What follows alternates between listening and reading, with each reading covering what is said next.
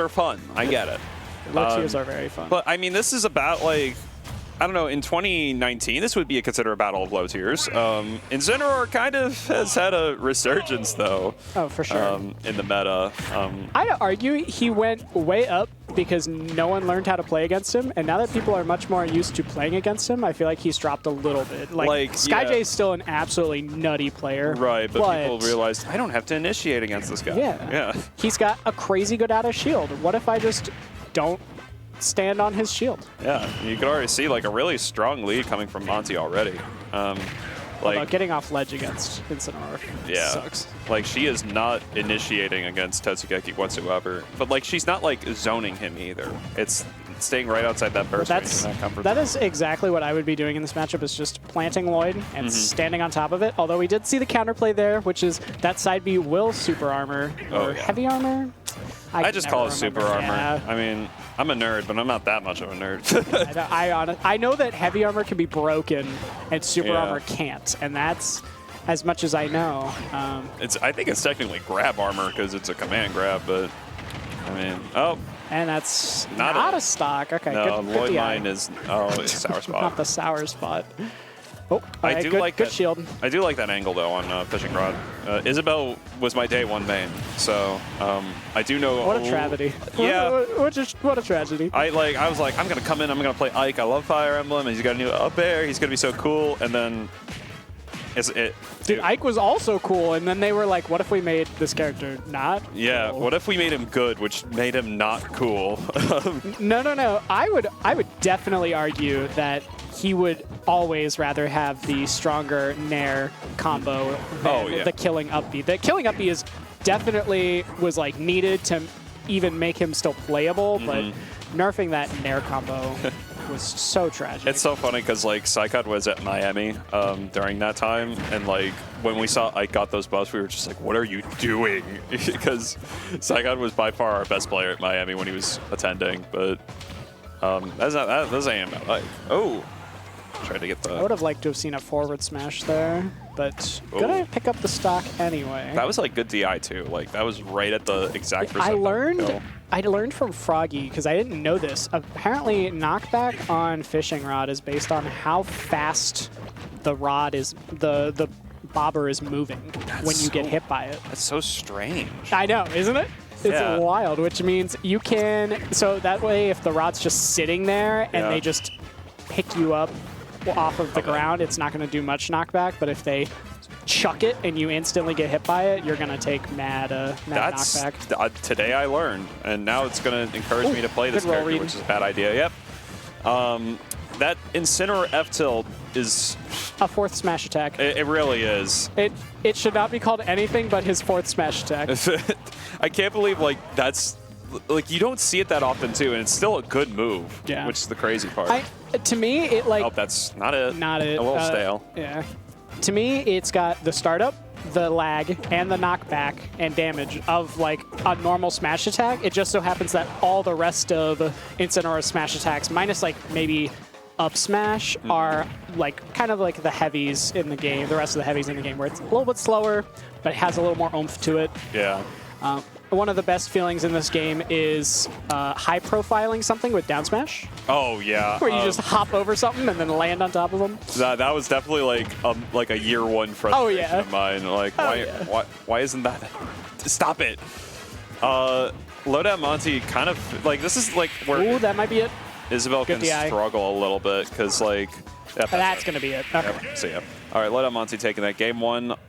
Like there was moments, but pretty convincingly. I think Totsugeki needs to start landing some side Bs because I only saw like one like connected Alolan whip. He kept getting like the toss-up version, which it has its moments, but it's usually not the one you want to go for. And I agree.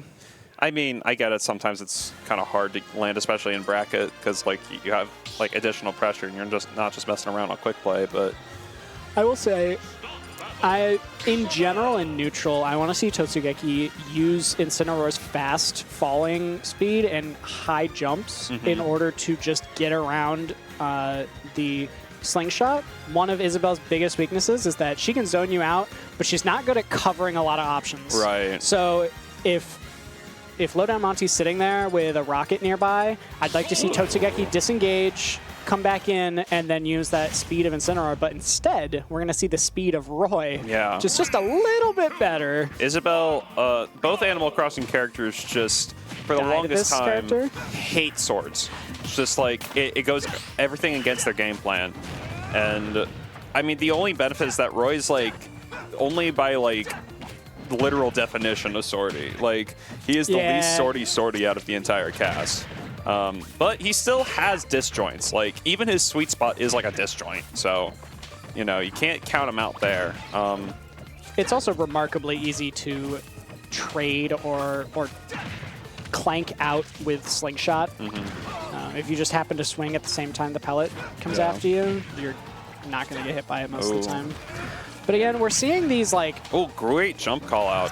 We're seeing these really hasty attempts to try and get in rather than just waiting and picking our moments. But a good call out on the fast fall aerial there. Yeah. Honestly, like, something that like is really important in these moments is like understanding that you have a stock lead and playing differently because of it.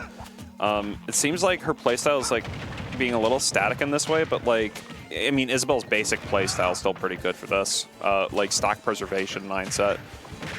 Okay, yeah, like she's just almost especially lapping Totsugeki. I mean, like, this was like a good idea on paper. Like, go to Smashville, get those small side blasts. That could have definitely been a Jer combo. Yeah. I get wanting to get the guaranteed grab, especially if you're just waiting for an option, like a neutral get up. But that Jer absolutely would have killed and would have been pivotal in getting Totsugeki back in this game. Wait, that's a jump. Yeah. Wow. LowdownMonty locked in, feeling the match.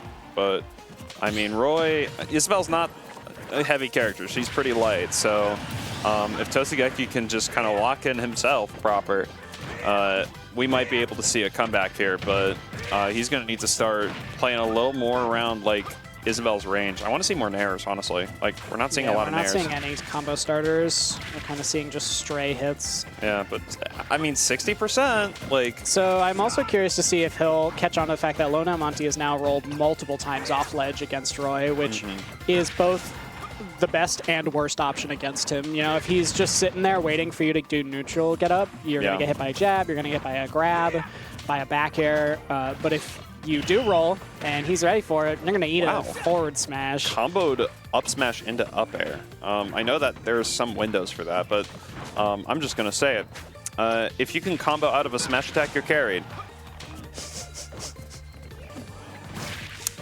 No thoughts. No thoughts? Yeah, no thoughts. Yeah, so this is getting a into that. Ran right into it for sure. One thing I do notice, especially with players that aren't veterans or haven't played as long, don't have as much experience, is there's this idea that if you hold forward, you got to throw out an offensive option. And you don't got to do that. And you don't got to do that. You can run up and shield, you know, wait for your opponent to commit to something. Because every time I've seen Totsugeki run forward, he's choosing an offensive option, and LowdownMonty is either waiting for it or just preemptively throwing something out, and Totsugeki's running into it. Yeah. So every time he's dropping shield and jumping in, he is choosing an offensive option. And like just like that.